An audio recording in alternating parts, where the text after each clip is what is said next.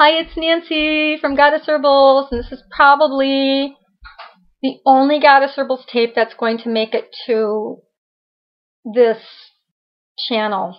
I'm going to move everything over to the Goddess Herbals channel in the next 2 days, and you'll see the URL down there. Okay, so when I say 2 days, think 2 weeks. You know me. Make it perfect. Put it off till it's perfect. Well, you know what? It's never going to be perfect enough. So this soap, I've been soaping up for a long time, and I have the first soap I ever made. I just couldn't find it easily. It went into a basket. Hi, Honey Roo. It went into a basket. I have a window here. What's that? I'm making a video. Put it into a basket to take to my craft shows to show everybody what soaps I made to start. This is one of my first soaps. It's a year old today. Happy birthday to you. I have two. I'm going to use this one in the shower tomorrow because it still smells fantastic. It has dye in it. It's why it's got that tie-dye look. I don't use dyes in my soap anymore. I use micas and pigments only. And I predisperse my stuff in castor oil for like a week or so, and then I'll trade it out in case there's buggies or germs in it. And I keep it fridged. Here's an example of one that I had out yesterday because I used it. All predispersed by moi. And castor oil gets tested. I have test kits for buggies and germies, so I test my things for buggies and germies. And if I have any real questions, anything that is got an emulsion of oil and water in it, that gets sent to a lab to be tested for buggies and germies. This is a funny story soap. This is an herbal soap, one of my natural soaps. And you can tell there's two different sizes. Okay? When they're short, they're testers. When they're tall, that's the final version.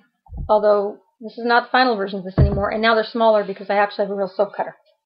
And I would cut a soap for you, except when I went to cut my soaps today, they're way too soft. Right now I'm testing a special mixture of 70% olive oil.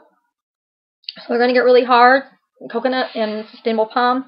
They're going to get very hard, but it's going to take a while. They're not scented. They're all facial soaps with yogurt and really good things for your skin, like prickly pear and stuff like that. Somebody said, the pH of soap just eats every, vitamin, mineral, everything. It just goes on your skin anyway. Okay, that's true to a point. But remember that vitamins and minerals survive in your stomach in pH 1. That's hydrochloric acid that's within your stomach. If they can survive that low a pH number, they can survive a high pH. And so I think that vitamins and minerals do survive in your soap because that survives. And this soap was made a year ago too, and this still smells like what it is. It's a combination of lavender and oatmeal and mint. There's a little tiny bit of essential oil in it. Now, this was originally the powder I made just to get the fleas off the dog. And it worked because it has essential oil in it. And then I caught one of the cats snuggling too close to the dog.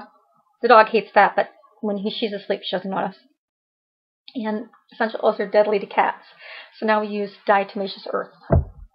I'll let you know how that works out. For some reason, our neighbor had all summer long had a leak under her house. She moved out, and for some reason they didn't plug the leak. So we had mosquitoes and fleas like I've never seen before. Thank goodness my formulary has shown nothing like that. So I keep this place spick and or span. We'll talk about that in a minute. This is my magnolia soap. See, it's got a pretty butterfly stamp of silver. Creamy white. Smells good. Oh, not an essential oil. Flowers very rarely come up with enough essential oils to make into affordable essential oils. This is magnolia. Very hard, very expensive. Rose is like $2,000 for just like an ounce, or I don't know, it's ridiculously priced. So most florals and any fruit is going to not be an essential oil. Don't let anybody fool you. This is the tester for my mango butter cream. It's just whipped mango butter, and there's some tapioca starch in there to keep it kind of dry feeling, and there's some cocoa butter,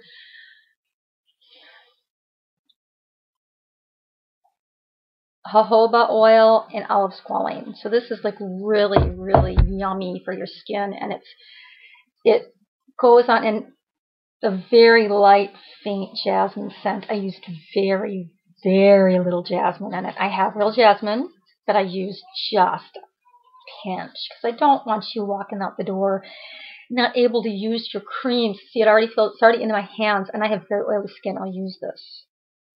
I don't want you walking out the door using a cream that's going to smell so much that you can't wear it to work. Like my husband's work has a no cream policy that smells, so no scent at all. It's a hospital. It's rude. And this is my very first bath bomb. I now know how to make them.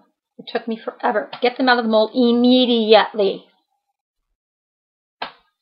or they will set on you, and then you'll have a mold with stuck bath bombs in it that you have to run in the bathtub to get clean.